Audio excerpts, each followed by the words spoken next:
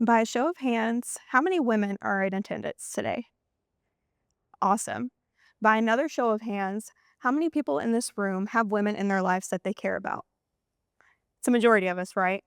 And my research is important to you because it seeks to understand how the women we care about have been excluded throughout history and in literature.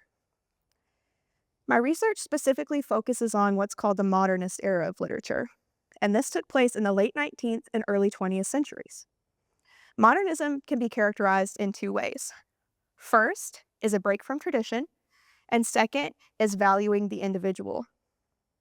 In an attempt to understand how women have been excluded from modernist studies, I examined two different aspects.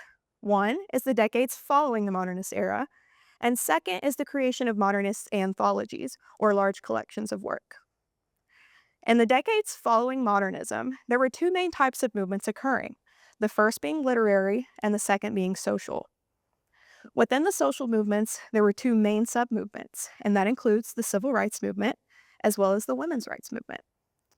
While these movements were rather progressive, the literary movements were rather regressive, and these include 1. The publication of The Death of the Author by Roland Barthes, as well as the emergence of something called New Criticism. New criticism is a type of literary criticism or textual analysis that focuses on analyzing the text for itself and not the context around it or social circumstances.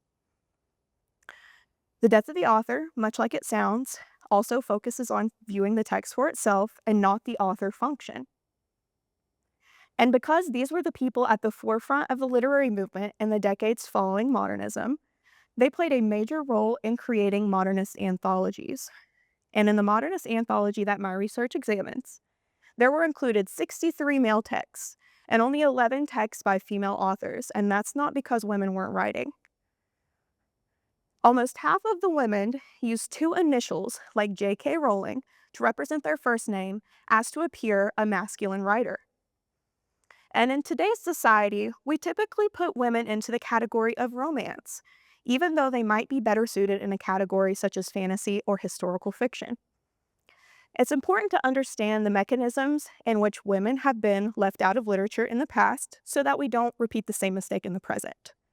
Women have always been a part of history, and they deserve their proper place within it.